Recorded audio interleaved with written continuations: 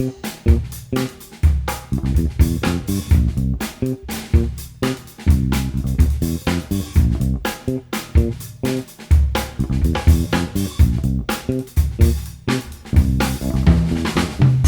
everyone. Welcome back to the Dan Nessel Show. I'm your host, Dan Nessel. And my guest today and I share something in common. We're fascinated by getting unstuck. Me from a more creative perspective, him from a more career and development perspective, although he does have a penchant for creativity. We'll get into that a little bit. But that's why he's focused on helping mid-career professionals to prepare, position, and promote themselves to show up and find a job that they love or love the job that they have. He's an IPEX certified coach. He's the author of Show Up, 6 Strategies to Lead a More Energetic and Impactful Career. And he's here to talk about getting unstuck and much, much more with me. Let's get right into it with Mr. John Neral. John, how you doing? Dan, I'm doing great. How are you? Yeah, good, man. How'd you like that? That's my new style of intro. How'd you like I like it. It's got all the feels to it. I'm ready to go. Did it match up to the man? Was I accurate? Oh yeah, no, spot on. Absolutely. No, I appreciate that. In that case, I'm really happy about that because I've just was telling John before I started that, sometimes life is all about experimenting, doing different things. And, even on the smallest level with the podcast, just trying out different stuff and seeing how it works. And, John has been kind enough to sort of be my guinea pig for this particular type of introduction. But you know what? I'm happy about it. I'm glad he's here. And look, I wanted to really introduce John in that way, but also let you all know, all my listeners out there, that, John is a particularly fascinating fellow. And we'll find out during the course of the conversation. But I wanted to start off by saying, what's the Pro Bowler tour like, man? It's not as glamorous as you think. I saw Kingpin.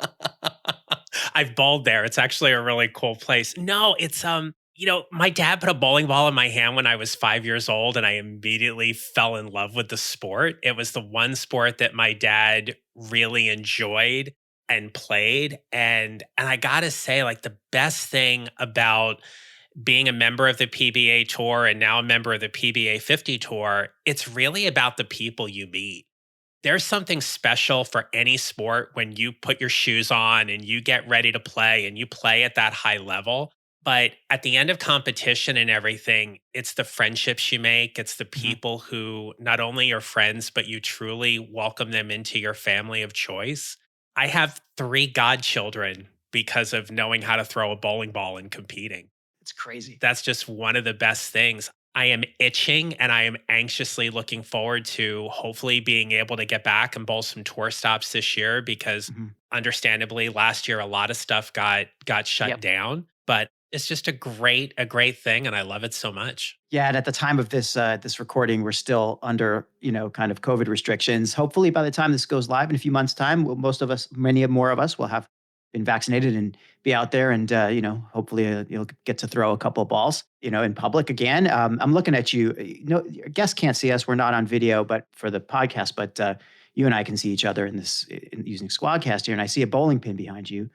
And, it looks like it's been a little weathered, been through the gears a little bit. Is there any special significance to that one you've got there?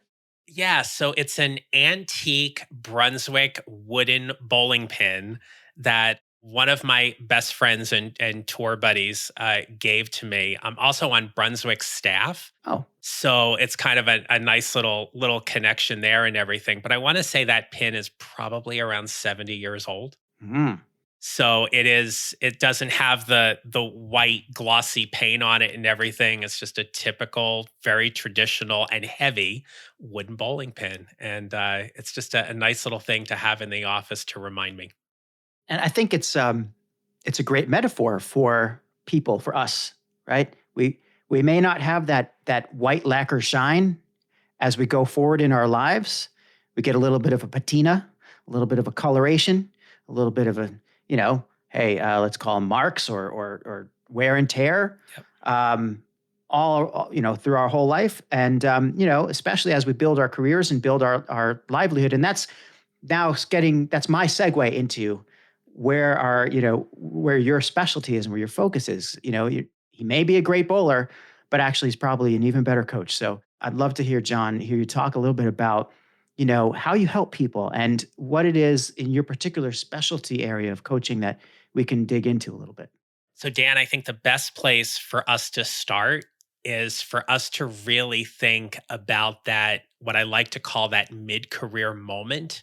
Yeah. And it's that moment when that little voice inside of your head started talking and asking you how happy you are and how satisfied you are in the work you do. For me, one of the most defining mid-career moments I had was teaching a lesson on multiplying fractions to middle school students when I was about 10 years into my middle school teaching career. Mm-hmm. Let's just acknowledge there's not a whole lot that's like super exciting about fractions. Mm-hmm. But when you're standing in front of a room full of 11 to 14-year-olds, you have to find a way to make it exciting. And to your point, be creative, because if you ever want the most raw and instantaneous feedback, teach any middle school classroom and they will give it to you exactly whether you want to hear it or not. And I started teaching this lesson, and I knew the lesson worked and it was good. And this voice was in my head and it was going, you cannot do this for the rest of your career.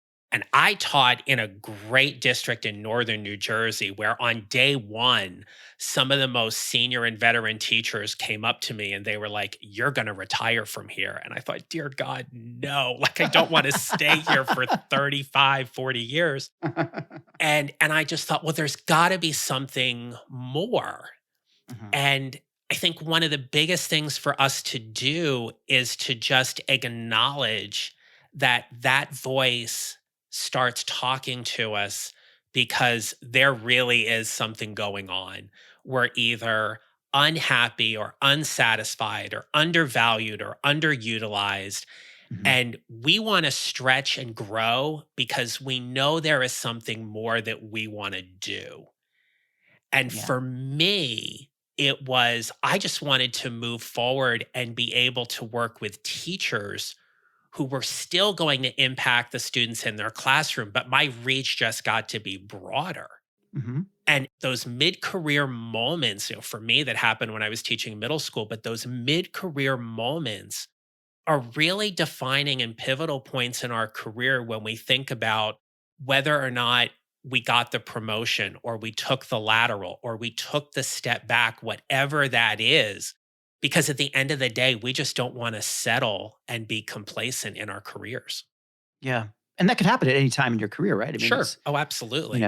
by mid, you just mean not on day one, right? I mean, it could be any time, but So if we go by the official definition for the Office of Personnel Management from the federal government, we're Mhm. talking 10 years of work experience after Okay. graduation, be it either college or high school. And so that could mean we could be talking, you could be 28, 29 Yeah. and technically be defined as mid-career. If we split our careers in thirds, that gets a little bit gray because now it's all dependent on when's your projected retirement date. Sure. Typically, the people I work with are late 30s to mid 40s, somewhere in there. Mhm.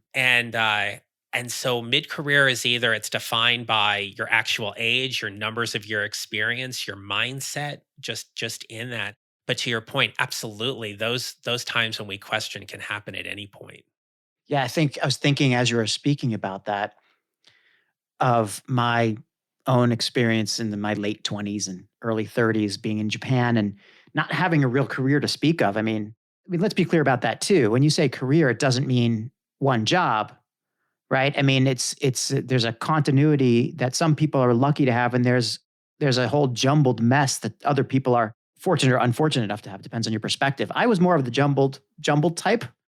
I think you too, yeah. Oh yeah. I got out of college thinking that, like, I kind of let events take me, I think, and went through the early part of my career as a passenger rather than as a driver of the boat, so to speak. I left after college. I went to Japan and on basically a government program, and it was amazing. And I could sail through that in 3 years, just by renewing my contract, and after that I had to move because there's a maximum. So I did. But apart from like being in Japan, my original intention was I'll do this program for a year, come back to grad school. That never happened. Just apart from being in Japan, I didn't have any other particular plan. And it wasn't like, I love teaching, because I didn't love teaching. I wasn't sure what I loved. And sometimes, some ways, I'm still growing up in many ways, I believe. It's, 30 years later. But look, I got out of school, went from point A to point B, did this job, did that job, went to seek my fame and fortune in the area of recruitment, didn't love it, and then one day I read Rich Dad, Poor Dad. And that to me was when I started to have that career moment, the mid-career moment. And I was around 30. So it makes sense, right? Almost not quite 10 years into my post-college graduation life, but about getting there. And just wondering, well, there's got to be more to it than this. Right. There's got to be more to it than settling for a name brand job, but just being an Excel jockey all my life. I wasn't going to do that.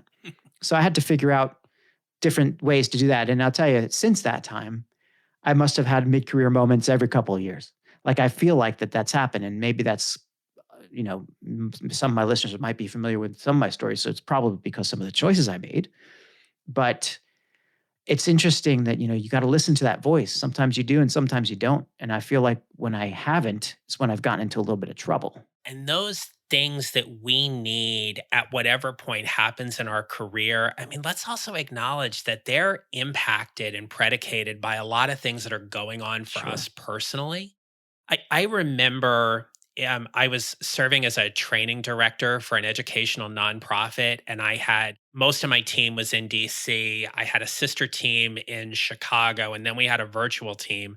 And I spent a lot of time in our Chicago office, which was just probably one of the most fun parts of my career because I loved that city so much. Great town. But there was a young woman on my team who was doing phenomenal work, and she had all of the boxes checked for promotion. And so I had moved into this new role, and I was sitting down with her. We were getting ready for performance reviews and everything. And I said to her, what do you need from me? And I'm expecting to hear, "Oh, you're going to promote me. I can't wait." And she goes, "Keep me where I am at." Wow. And it stopped me in my tracks because it wasn't the answer I thought I was going to hear. But I was like, I just got really curious with her. I was like, why? And she opened up about how there were some personal things. She didn't want the pressure. There was a work-life balance stuff going on. And so I said, okay, thanks for telling me that. Now I know. And so now I go back into a meeting where we're talking about who's getting promoted and her name's on the list. And I'm Yeah. like, don't promote her. And now it's like, I'm the bad guy in the room. And I was like, look, here's the thing. You can absolutely go ahead and promote her, and she's probably going to leave 3 months from now. Mm-hmm. Or we get to retain exceptional talent and promote her when the time is better for everybody. Yeah. And so it was just those kind of things that you could be a high performer, you could be a high potential and moving along and doing great things. But sometimes, there's a term in music about where we take a recitative. We just take that pause in the music to just breathe and break and rest. Sometimes we need that in our career too. And that can be a pretty defining moment as well. Must be hard to come to grips with. Obviously, your employee had some consternation about even coming to you and saying, don't promote me. It's so counterintuitive. Say, no, I'm good where I am. Yeah. Like, what happens if I don't want to expand my career, or I don't want to, move up, so to speak, right? I think if you feel that way, maybe you also a perception on behalf of the employer that, okay, this person isn't going to grow, isn't going to go anywhere. Is this the type of person that we want in our culture? Is this the type of culture that we are? Yet this person might be fantastic. So, I like personally, I've managed different types of people. I've managed different types of teams, and it's all about the satisfaction for that. When you're managing a team, when it's more like a jazz band than an orchestra. Each person has their strengths. Some people can solo, some people aren't comfortable that way. But I'd always like to see my people growing. And I know that if somebody wasn't growing on my team, if they were perfectly happy being a doer and just kind of just doing the work, I would get some shit from my boss saying, what are you doing to grow that person? And this is this kind of, this culture of growth that forces this. Like most people want to grow in some way, but some people maybe don't. Maybe it's not as apparent. So what would you say to that person who's really in this position where they like where they are and they don't want to move up, but yet they have to do something to expand and improve? Because I think it is an imperative for people to do that. Like, how would you help them to get happier in their career, to actually have their employers or company even be happier with them? Yeah, it's such a great question because I know in the clients whom I get to work with and help, one of the biggest exercises we do is them focusing in on whatever their genius is. Because I really want to know what they're a specialist at. I mean, we can all be generalists and do a whole bunch of different things, but when we're clear about what we are a specialist at, that's where we get to add the most value. And it's one of those things where when we first enter the workplace and we're starting our career, we want to be able to add value in as many places as possible so the company sees we can do a whole lot of things.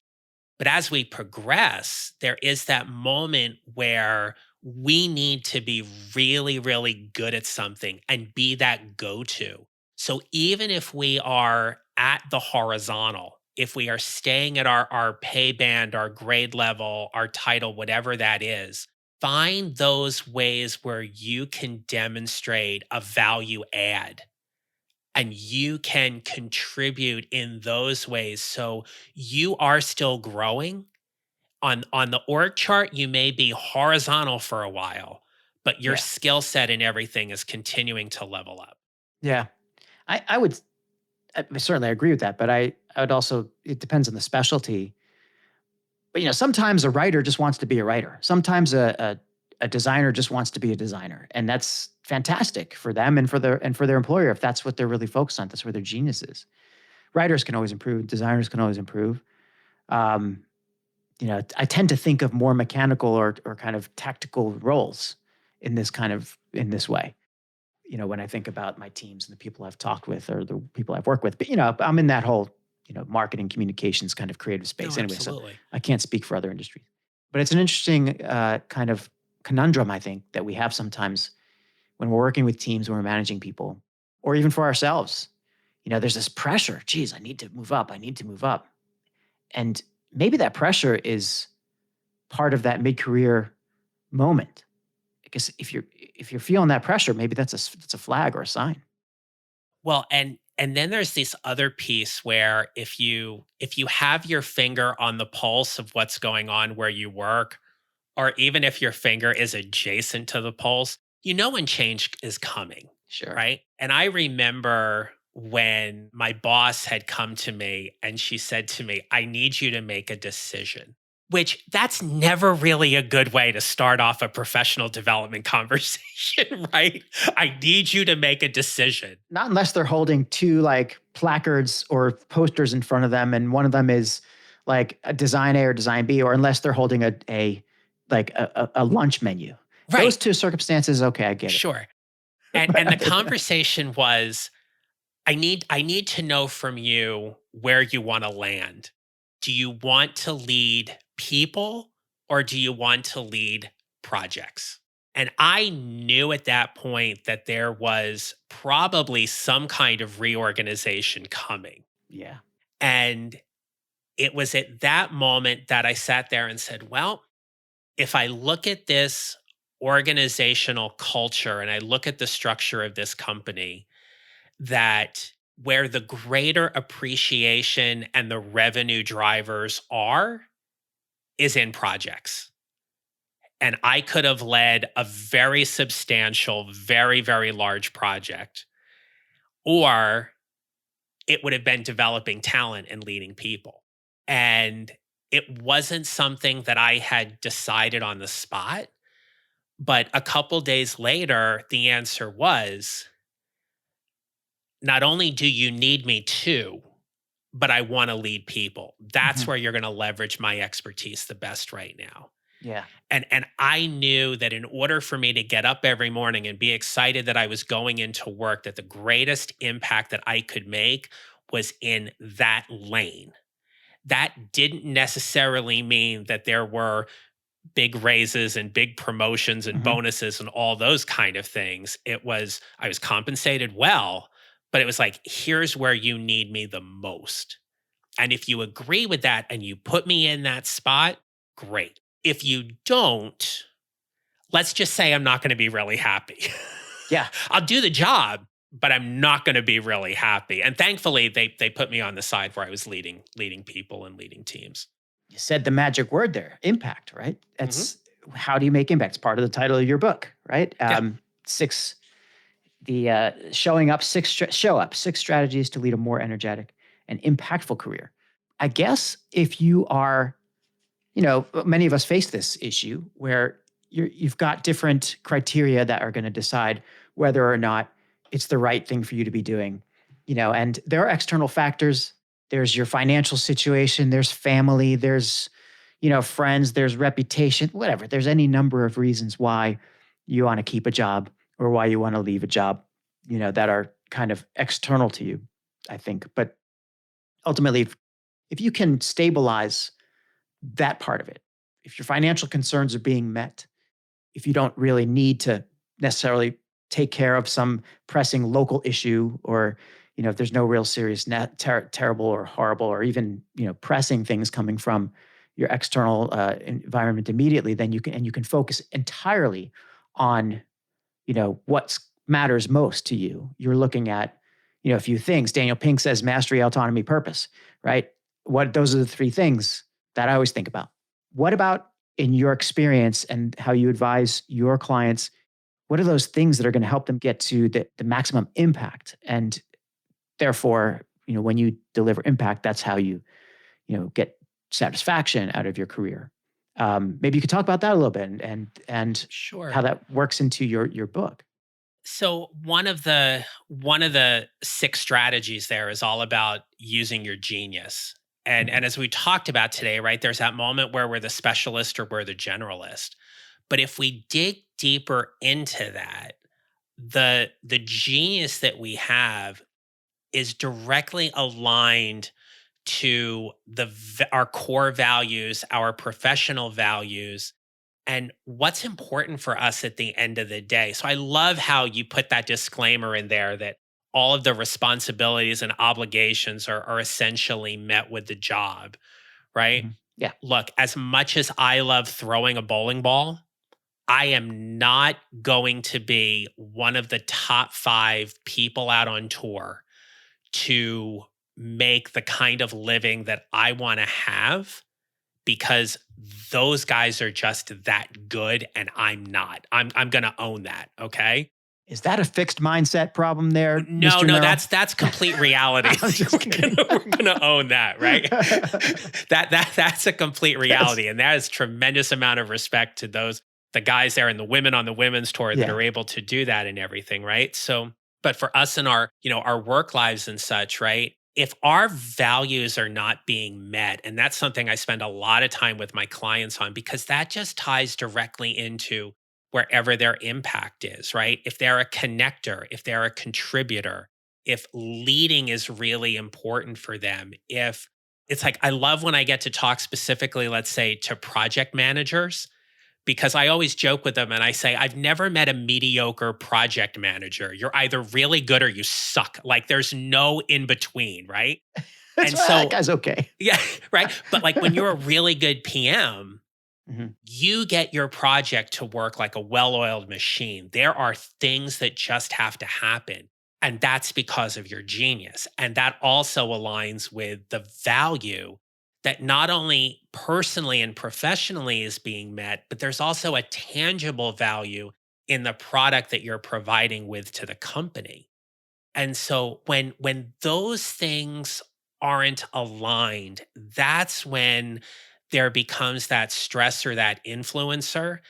And Dan, I gotta say, if we look at the past, say maybe 10 years, 15, maybe at the most, what we have seen from millennials, I think has taught us a tremendous amount about how they have navigated their careers and they navigate situations in the workplace. And as a middle-aged man, I gotta say, there are things that I've seen them do that I would never, ever do because I'm just not wired that way. Yeah. But to give you a data point, and we got to go pre-pandemic here. Hit me. But if we go back to say 2018. There was a time here in the job market in DC that if you were a younger professional, the average time for you to secure a new job was 7 business days. Crying out loud. You could literally leave, and I heard this from HR colleagues and recruiting colleagues. You could leave your job and you could easily have something lined up within the next 2 weeks.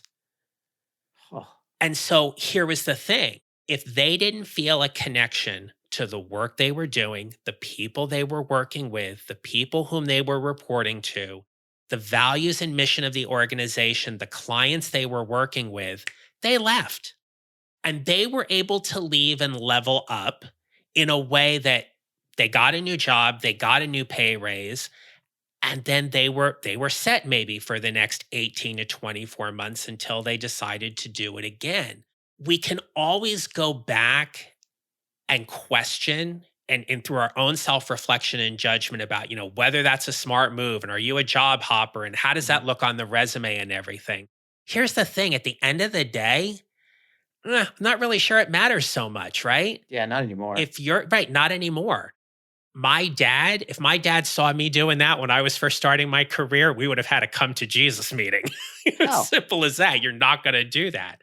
But there was something there about understanding your value and your worth, even if it might have been a little misconstrued, but you knew enough what to get you to the next point. And as we get older and we start having more responsibilities and more work and more personal responsibilities, we're not as always really quick to stand in that kind of power and make those kind of decisions because of all of the weight that is attached to it. Yeah. And that's just another clearly defined thing at mid-career, where at the end of the day, our impact is based on where we get to contribute the greatest demonstration of our genius on a day-to-day basis. Yeah.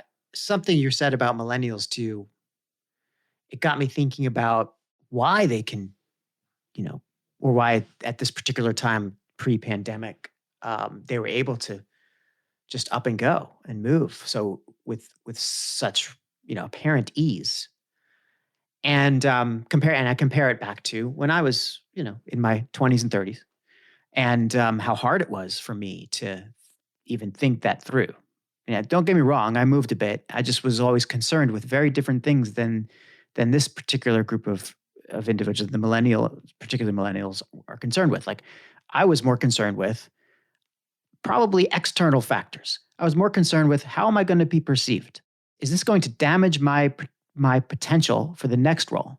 Like, in other words, if I move now, am I, you said, a job hopper, right? Is this going to be a lateral move? Is this going to be seen as a lateral, or am I going to be able to show career progress? Money's important too. So all these different factors that none of them are saying, in none of those situations was I saying, I want to move to that company because I believe in what they do more than the place that I am now. Right. Maybe that was a secondary concern to happen later, but I can look back and say, I moved from, a really fun, cool place to work where I was having some trouble with the boss, for example, right? I was having some trouble. I mean, not for example, this is true, Sure. but I was having some trouble with the boss. This is when I was like, 28, 29 years old, and, I thought I knew everything, but I didn't give it enough. Maybe I didn't give enough of a chance, but I got really attracted by a marquee brand. And I moved to a company with a much, much better name, or much more widely recognized name, for more money, in a role that totally and completely sucked. Like, was horrifyingly bad. And, it wasn't marketed to me that way, but I went in there with open eyes a little bit. And yeah, of course, things changed. And, just to date me a little bit, I started that job with the new marquee brand on September 1st, 2001.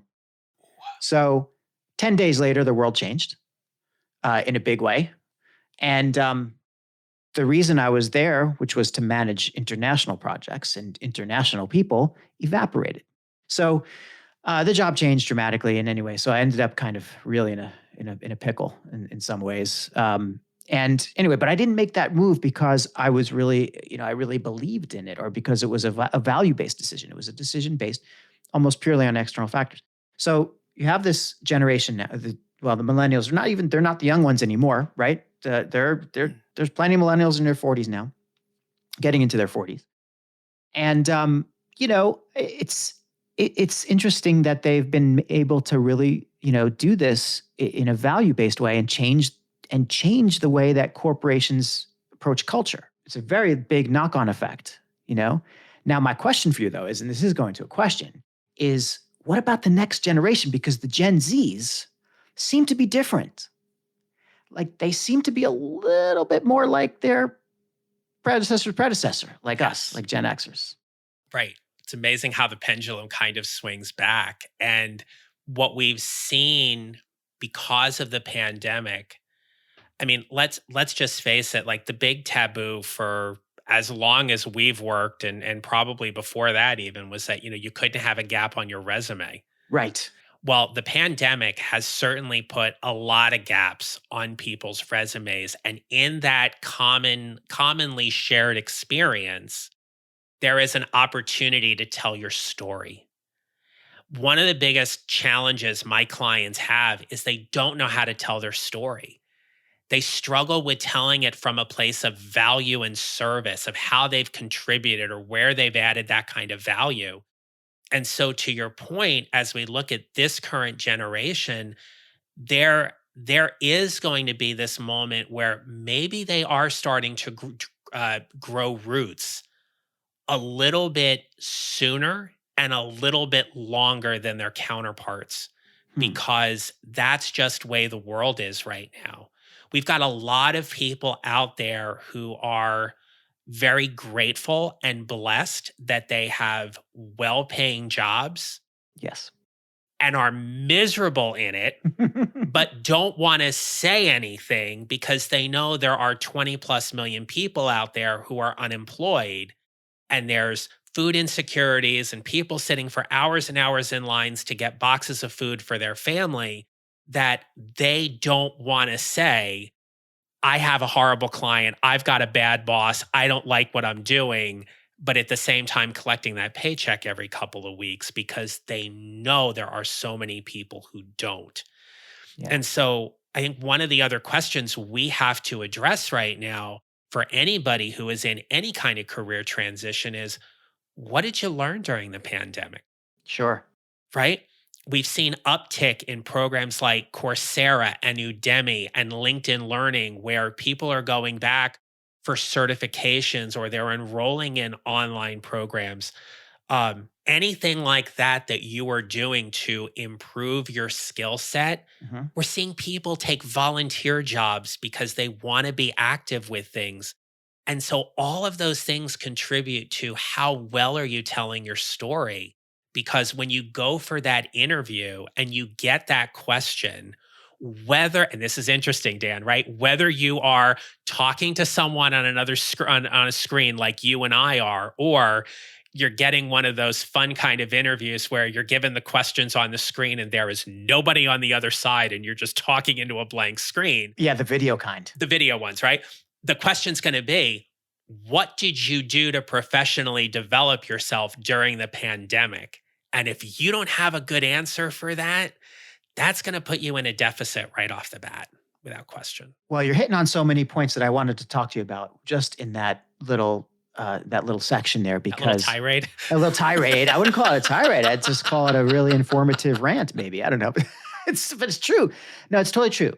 The pandemic has absolutely changed so many things. And I would add, I can totally see, what did you learn during the pandemic, or how have you improved your skills? I think most of the professionals I know out there who have been relegated to remote work, which is basically everybody, but are fortunate enough to continue their jobs, have done some introspection, and to varying degrees have come to this kind of, this point where, you know what, I'm reading more books this month, or it's like a scale. I've decided to read more books. I've decided to take a course on Udemy or on Khan Academy, or I'm getting a new certification. So there's this whole kind of continuum all the way up to I am whole cloth reinventing myself because I've really dug in. I've looked into where I'm at and I did not like what I see, or I saw something new that I wanted to do and change. So it's not only what you learn during the pandemic. I think you're totally right. What's your story? What story can you tell about yourself or about this time? And did you make anything? Did you create anything? Now, creation, of course, creativity is my thing. I love the idea of just digging into it, even if I'm not 100% walking the walk all the time, of the talk that I'm talking. But I'm trying, I guess I am with the podcast and such. But a little hard on myself. That's one of my limiting beliefs. I've come to terms with that. It's not leaving my head at the moment. But anyhow, I digress. Even college students. My daughter is a junior, and one of her essays is going to be, "What did you do during the pandemic?" How did the pandemic? Well, I don't know what the exact phraseology is, but the pandemic's changing everything. It has changed everything. What do you think that job seekers or your clients especially, specifically need to be doing? I mean, you talked about getting skills and so on, right? But how can they learn to tell better stories about themselves? That is such a good question Woo-hoo. and point, because just for an example, I had a client earlier this morning and we were doing some coaching for an upcoming interview. And here's the thing, you are never going to know, you're never going to be able to prep for every interview question you're going to get. But if you know how to tell your story, if you know some milestone events that you can talk about, you can weave all of that into a well constructed answer, whether you use the STAR method or you think about beginning, middle, and end, however you want to do it. But in terms of getting better at telling your story, you have to practice it. Yeah. Right? That means you are setting up your smartphone and you are talking into that camera and you are practicing it with no one on the other end. It is going live on social media and talking and sharing information. It is standing in front of the mirror while you are brushing your teeth and rattling through what you're going to say. And after you're done brushing your teeth, reciting your answer in air, because there are studies that show that when we just internally say things to ourselves, we don't hear it in the same way as when we are verbalizing it, because we're hearing it in air as opposed to bone. And so that's why when people will say, "Oh, I hate the way I sound," or "I don't like the way I look on camera," you have to get over that. You get over that by practicing that. And your story, the other piece is your story is interesting. We're all interesting, Yep. right? If you can get me interested in who you are and what you do and what you're sharing with me, now we can start building a relationship. Now we take our relationship to a different level where if you're in that interview, you notice some of the nonverbals begin to change. You notice the dynamic starts to change. Because as much as interviews are all about expertise and skill set, they're even more so about fit. And if you have the skills, but I don't think you're going to fit on my team, I'm not going to choose you. You can always build skills. You can always build skills. Absolutely. Absolutely. I bombed an interview and I was very upfront about, like, you can train me up, but here's why you're going to hire me. That confidence is so critical. But that's how when we're so clear about our value and how our value can serve and help, that's a big part to telling the story. You're talking about some of the most difficult things for human beings to do. Sure. Like seriously, like top to bottom, talk to people. What's so hard about XYZ? They'll say the hardest things are getting in front of people and doing it, or getting started, getting unstuck, as we say, right? Pushing that button, or I'm afraid of rejection. Imposter syndrome is a blight. like, once I started looking into this back, before I started the podcast and just overcoming imposter syndrome is, I think, just a very overdone statement, because I don't think it's Correct. really overcome. It just comes in different forms, and you just have to constantly be mindful and aware that this is there. It's a real thing. But imagine listeners out there, imagine that you are a job seeker. I'm sure you don't have to imagine, you've been there before. You know, every single time you go for something new, you're fighting this big imposter syndrome ogre. You're looking at putting yourself out there, and the idea of practicing, of course, or of actually doing social posts and videos on social media. This is not just advice for somebody who's looking to do an interview. This is advice for anyone, anyone who is interested in, especially interested in maybe starting a business or improving their career, or just, having a healthier set of relationships out there, because especially now with the pandemic, we're very digital, right? You want to make friends digitally, get out there a little bit more. So, great, just great things to think about. And it just got me thinking, your story is interesting, get me interested. I'm a big fan of a fella named Park Howell. And Park, hello, how you doing? I hope you're listening to this. But Park he wrote this book called Brand Bewitchery. But he has a website called the Business of Story, I think it's called. I'll tag him probably when I share this. But Park posted something the other day, like 3 elements of a story. It's very simple. Uh-huh. Uh-oh. Aha. That's it. That's your 3 basic elements. Uh-huh. Uh-oh. Aha. And, if you can create that basic arc, right? This is the situation. But wait, there's a challenge. Here's the solution, something. He also there's another way to think about it, the and, but, therefore, ABT method, and the simplest way to craft a story about yourself, or about your career, about anything really.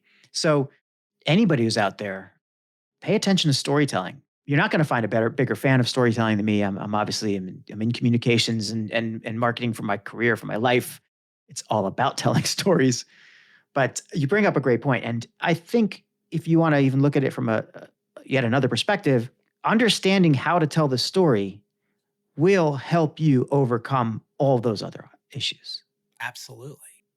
If you know that it's not nearly as hard as you think it is, or you can simplify and still be interesting, I think that gives you a pretty interesting, a different starting point. Right. And as someone who, for yourself, right, who's a really good storyteller, who appreciates the art of telling a story, you could watch anyone and start dissecting that story. And for anyone who is listening to this, one of the things that I recommend is watch your local news. Even if you watch your national news and you watch these reporters, not the anchors, but you watch the reporters who are out in the Yes. field, where they get 90 seconds to tell their story from, here's the issue, here's the pain point, here's the obstacle, here was the solution, here's what's coming up. And they package that all in this 90-second bow, if you will, because our attentions are not what they used to be. But we get the information because of how they tell it. Sports broadcasters are Oh, fantastic at this, yep. right? Because they just know how to pull us in. Plus, the visuals are usually really good too, right? Mm-hmm. But it's those kind of things where if you watch attentively and with a high level of curiosity at how other people are telling their stories, you will find ways to tell yours. 100% agree. I had a friend of mine, also a podcast guest for my show, Glenn Zimmerman. He was a couple episodes back, well, more than a couple, but if last year, he is exactly that person. He's the guy who was the journalist, the broadcaster with the microphone in the middle of the hurricane, or on the steps of City Hall, or wherever, out there in the field. And now he's he runs a marketing, video storytelling agency. Excuse me. He prepares, does a lot of video work for his clients. And one thing he said during our podcast was, which is sticking with me and has always stuck with me, is this idea that the stuff happening to us and around us is all a story, and we shouldn't run from it. Like, we should kind of run to it. We should embrace it. So, like, even during this pandemic, looking to the inane or the mundane, and you get stories. People sitting like we are right now talking, what if we're interrupted by a child running in the room, right? Not going to happen on my end, but it could happen. What if it's the dog barking? What if the snowplows are going by? All of those things create a mini story, a little thing, and that's our story. It becomes part of who we are in the moment. How we react to that, how we talk about it, changes the dynamic of the conversation or of whatever we're doing. But the point is, it's all becomes accreted to you. And I think that our listeners and the people who are certainly should be looking at the things that you do, John, who are in that mid-career moment, don't have to look too far for those stories. They're happening all the time. Getting used to talking about it is the thing. And what I love what you're touching on here too is it is about being so aware of what's going on in the moment. And it's so easy, especially when someone is in a career transition, to think 3, 4, 5 steps ahead about where they want to be, but then they're missing exactly what's going on right now. Yep. So yes, we can, if you're a fan of vision boards or journaling or anything like that, you can have that destination. And I do work with my clients in terms of, let's call out whatever the destination is, but we need to start building that GPS for you 1 mile at a time. And one of the hardest things, especially earlier when you were talking about imposter syndrome, is that when we get to that interview, what do you want out of the interview? 9 times out of 10, people are going to say, I want the job. Well, if you start thinking about the outcome, you're not being present. You're not focusing on building that relationship with the hiring manager. You're not focusing on really coming from this place of value and service and how is my skill set going to help you? So the question then is, when you're going in for that next interview, how do you show up in a way that you get to be of total service in that interview while you are telling your story without ever worrying about whether or not you get the job? And that is one of the hardest things we get to learn in our career. I mean, especially if you are not accustomed to thinking that way. Right. If you go into interviews, oh gosh, I have to be present. I have to tell a story. I have to be mindful. I have to this. What am I going to do? Right? It can get really overwhelming, but it's actually requires, I think, digging deeper into the core of who you are first before you even get into that interview. If you figure out what your values are, you figure out what your compass is, then all of those things kind of fall into place. And you said something that kind of got me thinking a little bit, which is the GPS metaphor. I had a guest not too long ago, Deirdre Breckenridge, who talked about your GPS. I think she was referring more to ethics. It's a great metaphor, but you, John, are coming out with a book soon. If maybe by the time this is published, this is posted, the book may be out or about to be out. But Career GPS, and how does that bear on this? So can you tell us a little bit about the book and what you're talking about and what we should be on the lookout for? Sure. So if we think about that mid-career GPS is that thing that we have that is going to get us from where we are to where we want to be, whatever that destination point is, there are 4 steps that I work with my clients on to really help them get there. So the first is all about preparing. So it's about being so clear about your strengths and your attitudes and your values and knowing what, not necessarily, it's not a pitch, but it's really about getting clear about your unique professional value statement. And then it's about positioning and how you position yourself very strategically through your resume, your LinkedIn, getting very clear on a specific job search strategy, that you're not throwing spaghetti at a wall, but you're looking at job postings very intentionally and perhaps a little differently than what you've done. In the promoting phase, it is all about promoting who you are and what you do. It's how you network and you interview. It's about being able to that answer that tell me about yourself question differently than you've ever done, and being clear about what your worth is in the marketplace and not apologizing for how you want to be compensated or what you know your worth to be. And overarching all three of those key steps is really an opportunity, and it was an opportunity for me to go back and revisit my show up six strategies. And there are things about setting ground rules, having intentional conversations, owning where you are, welcoming new opportunities, using your genius, protecting and promoting your brand, that all of these things come together in helping you not only be able to tell your story from that place of value and service, but being laser focused about where you want to go and where your career path is taking you at this moment, right? So we all have a long-term and a short-term game plan, but the GPS is really in a way to just help take a lot of the overwhelm that I have seen mid-career professionals face when they are trying to make that career transition, because for some of them, their resume may be on an old hard drive. Yeah.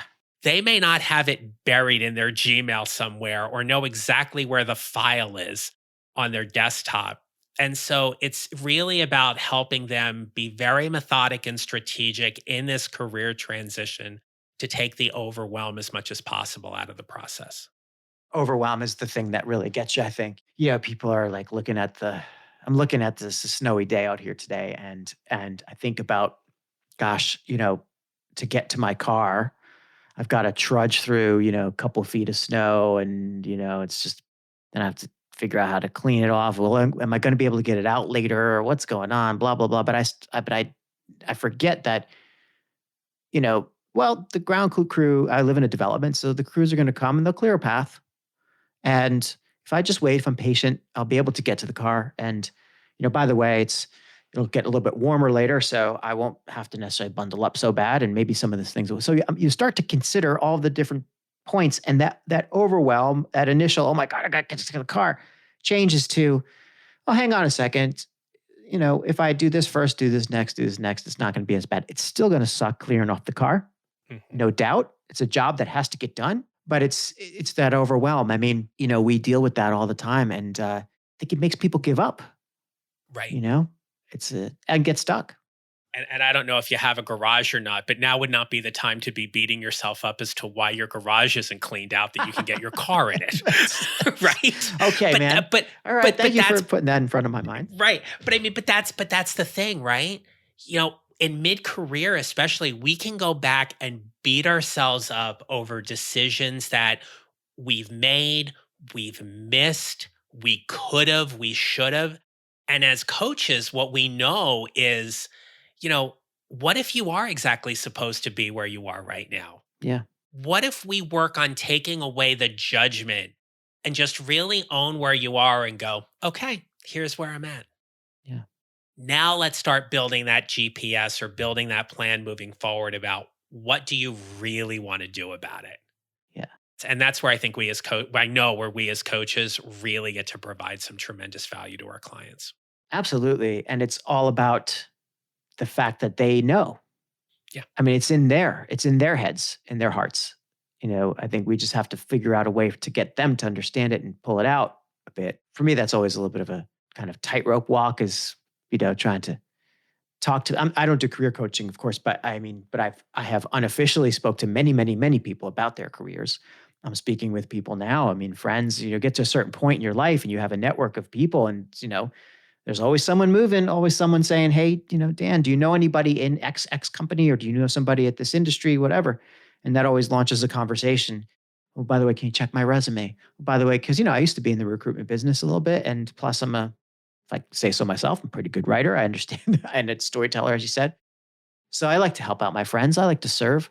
And you said that a lot, by the way, today. And it's something I'm hearing more and more about. And I love this new-ish way of kind of talking about what we do, and that is to serve, being of service. Um, Used to be that, is provide value. You were still doing that. But now everything's being sort of reframed into how am I going to serve you? Even during an interview, how do I serve you during the interview? How can I provide service? I've been on Clubhouse a lot lately. I don't know if you've tried that out yet. Just joined. Oh, well, it can be a rat hole. But Clubhouse, again, I'm hearing these panels of people say, what you really need to do is figure out how to serve. And that's a pretty good place to wind down here is, your job, your career, your whatever you do, if you're not serving, what are you doing indeed? Like, is the concept of service the ultimate for everybody? I don't know. I mean, are there people who are so selfish and self-focused that they don't really care about service? But are they actually inadvertently of service when they get a job? I don't know. I mean, it's a philosophical question more than anything else. But where do you see it all going, John? I mean, do you see how do you see the market and the industry developing after this whole pandemic is over? I think we are just beginning to scratch the surface of the professional and economic impact. It's going to take a while for things that we, in all honesty, probably took for granted to recover in the way that it did. Food industry, restaurants, entertainment, theater, sporting events. But I think the other piece too, and we've seen this as evident by the last 10 months, what's going to happen to the airline industry Yeah. when businesses are not traveling as much as they used to? The days of paying for a $1,500 airline ticket the night before to fly halfway across the country to do a 2-hour meeting and come back, we've learned how to do over Zoom, and for the most part, learned how to do it pretty well. Yeah. And so the way that we are going to the how we work, why we work, our work-life balance, I think we all look at that comfy chair in our house maybe a little bit differently now because we may have spent some time in it over the past 10 months doing some work that we hadn't done the year prior. Yeah. And these are the kind of things where there's still just a lot of unknown. I wish I had the crystal ball to say, hey, this is where it's all going. But job markets are going to be competitive. It's going to be tough. I feel for the kids that are coming out of college, and I feel for the people who are, getting the early buyout in some ways that may not want it. Yeah. And so there's all of these things when we think about what's next. And I just firmly believe that if we know that we are really good at what we do and we come from that place of value and service, we are going to land very well on our own 2 feet and more than likely be better for it on the other side. Here, man. And, it's about service. It's such a powerful word, and I think I have a lot more exploration to do about that in the days, weeks, and months to come. I think that I agree with you about everything you've said about where we're going. I think there's going to be a bleed of staff, massive churn in the marketplace once vaccines are out, and we figure out that the fact that we don't need to travel as much, or we don't need to do this, and people who are hanging on to their jobs right now with a very much of a hey, I really can't move right now for whatever external reasons, are going to start to be able to focus internally and say, hey, I've had enough. There's options now. I want to work remotely. We've proven that we can. You're not letting me. Well, somebody will.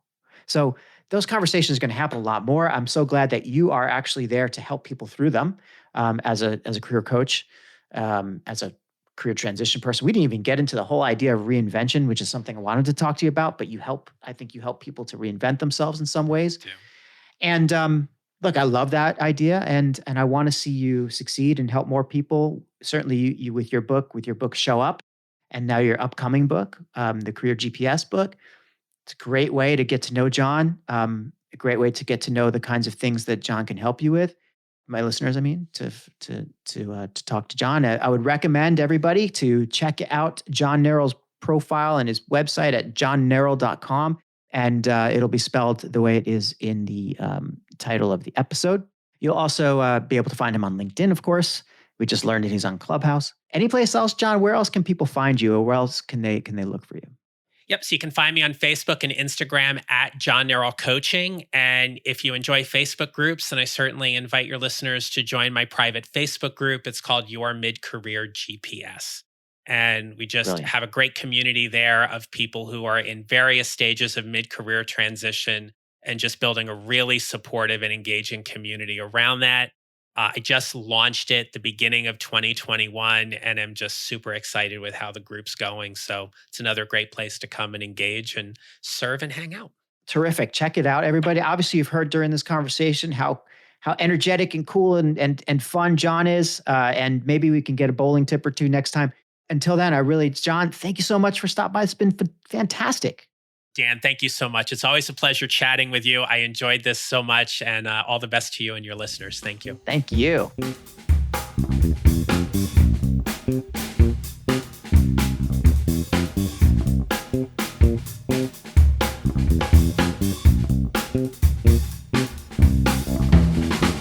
If you enjoyed this episode of The Dan Nessel Show, please head on over to iTunes, Spotify, Google Podcasts, or the podcast player of your choice to subscribe, rate, and leave a review. And please don't forget to spread the word. Thanks for listening.